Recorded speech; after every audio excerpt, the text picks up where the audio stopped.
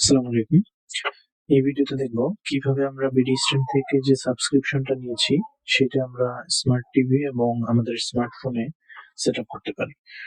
তো প্রথমে আপনি বিডি স্ট্রিমের ড্যাশবোর্ডে লগ ইন করে নেবেন এবং লগ ইন করার পর একটু নিচের দিকে স্ক্রল করলে অ্যাক্টিভ প্ল্যানস নামে অপশন পাবেন।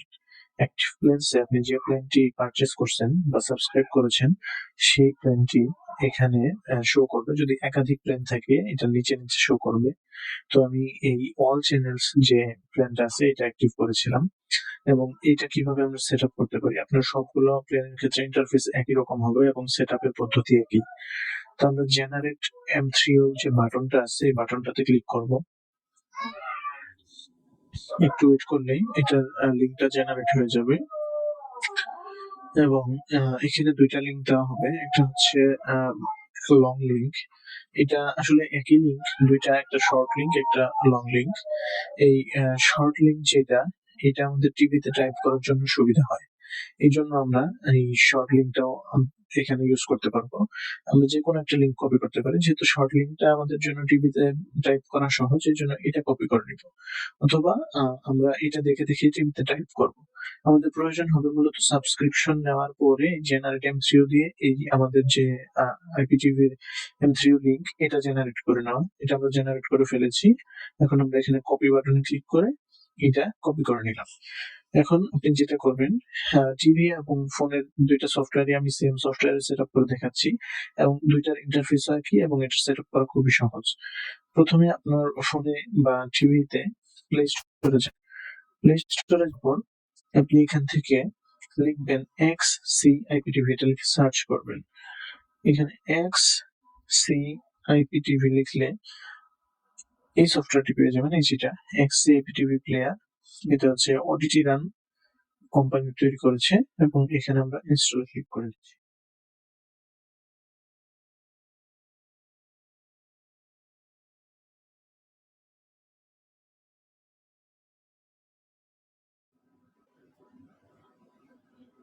এটা প্রায় ইনস্টল হয়ে গেছে এবং এখানে আমরা ওপেনে ক্লিক করছি।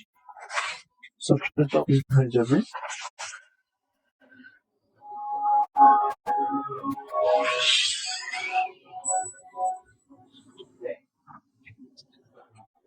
সফটওয়্যারটা ওপেন হয়ে গেলে আপনি কিছু অপশন পাবেন এখানে।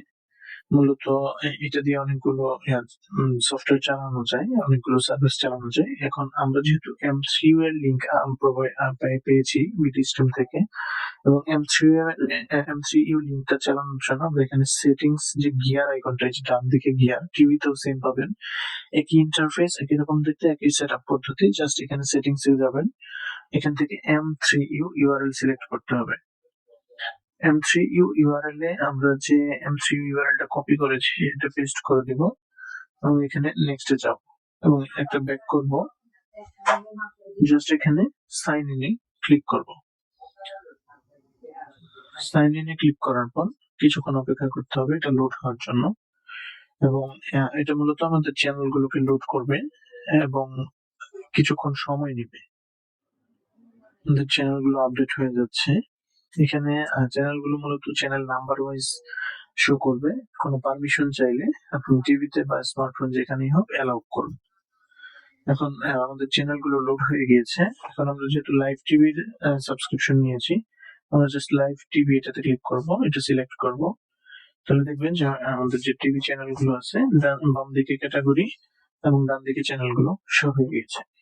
এখন আমি বাম দিকে যে ক্যাটাগরি গুলো রয়েছে এখানে দেখতে পাচ্ছেন, এগুলো আমরা স্ক্রল করতে পারবো এবং সিলেক্ট করতে পারবো। এখানে যখন ক্যাটাগরি সিলেক্ট করবো ডান দিকে আমরা ওই চ্যানেল লিস্টটা পেয়ে যাব। আমরা একটি চ্যানেল প্লে করে, যদিও কপিরাইট স্ট্রাইকের জন্য আমরা এটা প্লে করতে চাচ্ছিলাম না, তারপরে ওটা প্লে করে দেখাচ্ছি।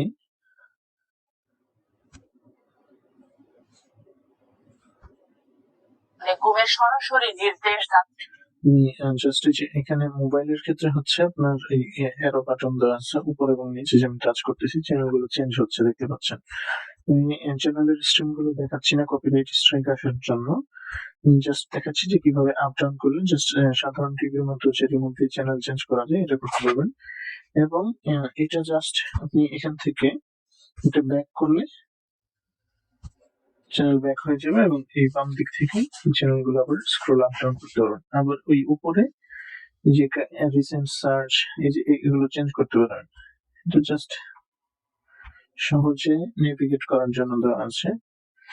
টিভিতে সেম সিস্টেম রয়েছে এবং এইভাবেই আমরা এটা সেট আপ করতে পারি। আশা করি বোঝাতে পারছি।